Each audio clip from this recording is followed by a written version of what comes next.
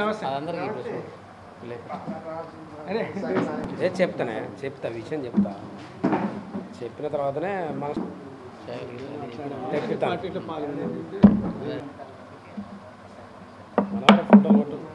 Photos కొట్టు. పత్రికా విలేకరులకు నమస్కారం. ఈరోజు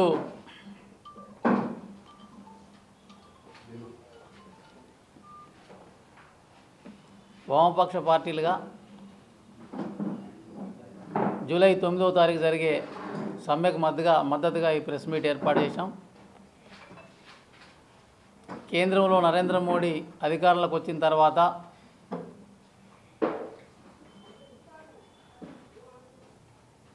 మొత్తం కార్మిక వర్గ సమస్యలు పరిష్కరించకుండా కార్మికుల హక్కులను కాలరాయడం కోసం కేంద్ర ప్రభుత్వం కుట్ర చేస్తోంది. ఈ కాలంలో సంపదను మొత్తం కార్పొరేట్లకు అప్పచెపుతోంది. ఏళ్ల తరబడి కార్మిక వర్గం పోరాడి సాధించుకున్న కార్మిక చట్టాలను 44 చట్టాలను మార్చేసి 4 కోడ్లుగా మార్చింది. ఇవాళ కార్మికులు ఏ సమస్య కోసం పోరాడినా కేంద్ర ప్రభుత్వం పట్టించుకోవడం లేదు. నరేంద్ర మోడీ అధికారంలోకి వచ్చిన తర్వాత ప్రభుత్వ రంగ సంస్థలను మొత్తం ప్రైవేటీకరణ చేసిండు. 2014 నరేంద్ర మోడీ గారు అధికారంలోకి వచ్చినప్పుడు సంవత్సరానికి 2 కోట్ల ఉద్యోగాలు ఇస్తానన్నాడు. అట్లాగే ఈ దేశంలో ఉన్న సంపదను విదేశాల్లో దాచుకున్నారు. కాబట్టి ఆ డబ్బులన్నీ తీసుకొచ్చి మన బ్యాంక్ అకౌంట్లో ఎత్తాడు. ఈ 2 సమస్యలు ఏవి కూడా పరిష్కరించకపోగా కార్మిక హక్కుల కోసం గొంతెత్తుతున్న కార్మిక వర్గం మీద దాడి చేయడం కోసం కార్మిక చట్టాలను మార్చడం అనేది జరిగింది. అందుకే నరేంద్ర మోడీ గారు అధికారంలోకి వచ్చిన తర్వాత ఇది దేశవ్యాప్తంగా 11వ సమ్మె. ఇవాళ కార్మికుల యొక్క నిజ వేతనాలు రోజు రోజుకు పడిపోతున్నాయి. కార్మిక వేతనాల గురించి దేశవ్యాప్తంగా కార్మిక వర్గం 26,920 రూపాయలు పెంచమని చెప్పి గొంతెత్తి అడుగుతుంటే ఆ సమస్యలు పరిష్కరిస్తలేడు. పరిష్కరించకపోగా పర్మనెంట్ కార్మికుల స్థానంలో కాంట్రాక్ట్ సిస్టమ్ తీసుకురావడం కోసం ఈ 4 లేబర్ కోడ్లను తీసుకొచ్చాడు.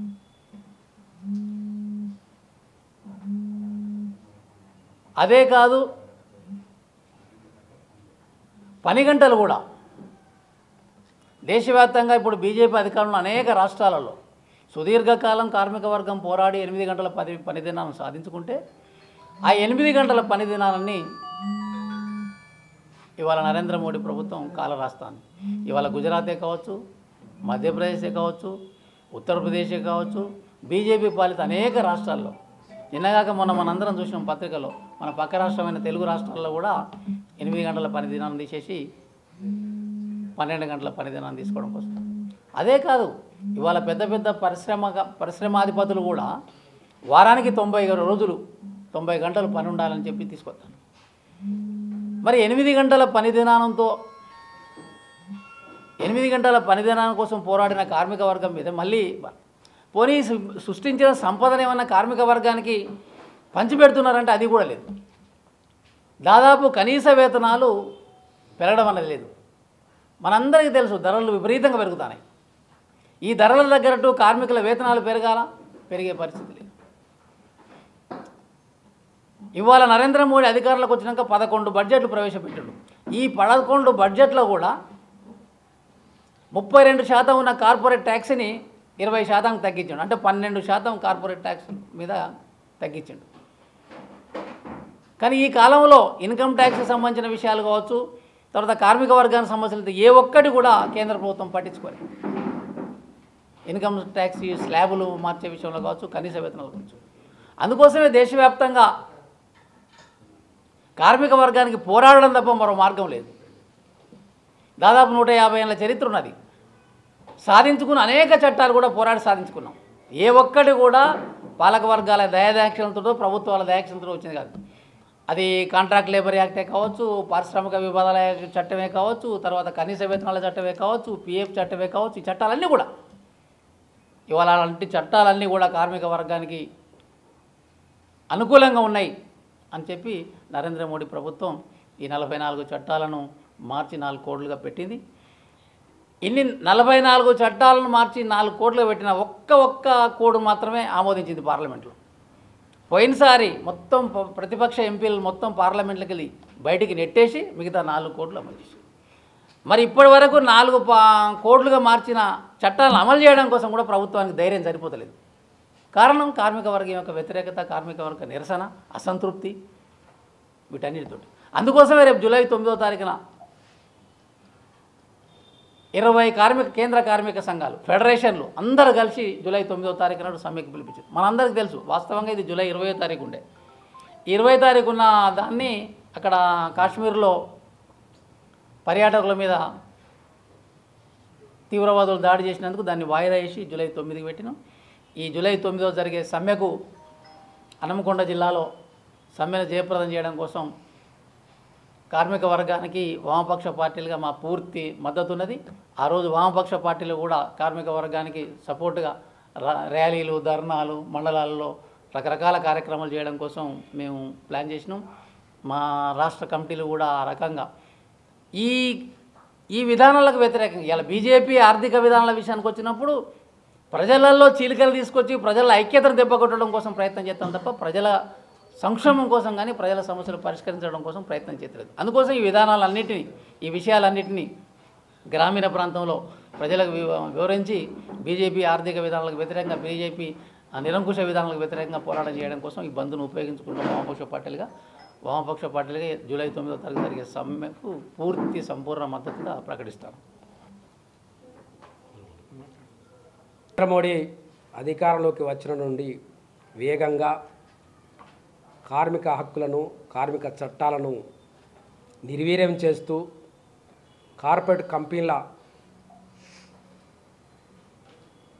అనుకూలంగా నిర్ణయాలను లక్షలాది కోట్ల రూపాయలను దారాదత్తం చేస్తూ ఈస్ట్ ఇండియా కంపెనీని మరచి గుజరాత్ కంపెనీలాగా ఇలా కార్పొరేట్ శక్తులు ఇవాళ వేగంగా ఈ భారతదేశ వ్యాప్తంగా వాళ్ళ కనుసన్నల్లో ఈ దేశ ప్రభుత్వం కొనసాగుతూ ఉన్నది.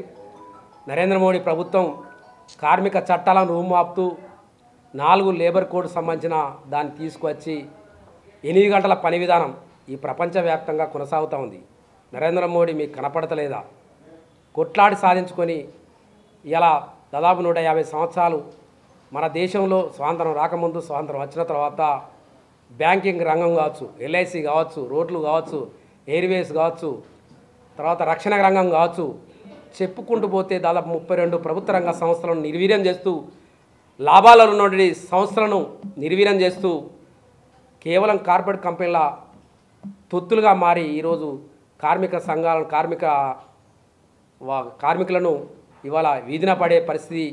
కరోనా సమయం నుంచి ఇప్పటి వరకు దాదాపు దేశంలో 5 లక్షల చిన్నతర మధ్యతర పరిశ్రమలు మూతపడతా ఉన్నాయి.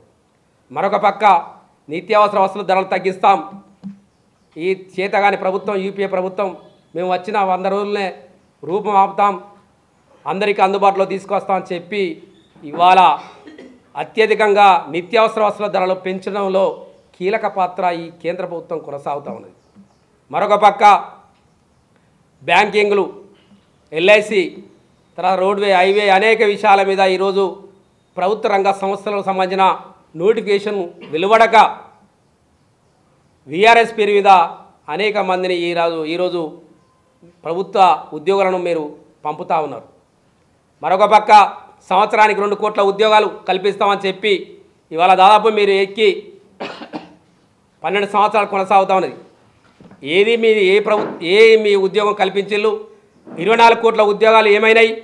ఇలా ప్రభుత్వం మీరు ఇచ్చిన ప్రజలకు మీరు జవాబు చెప్పవలసిన అవసరం ఉంది.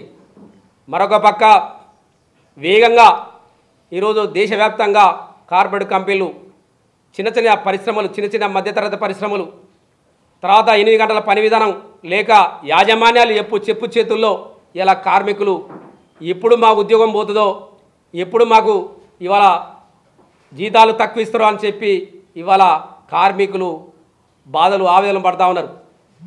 తప్పకుండా కొట్లాడి సాధించుకున్నటువంటి ఈ కార్మిక చట్టాలను యథావిధంగా కొనసాగాలి.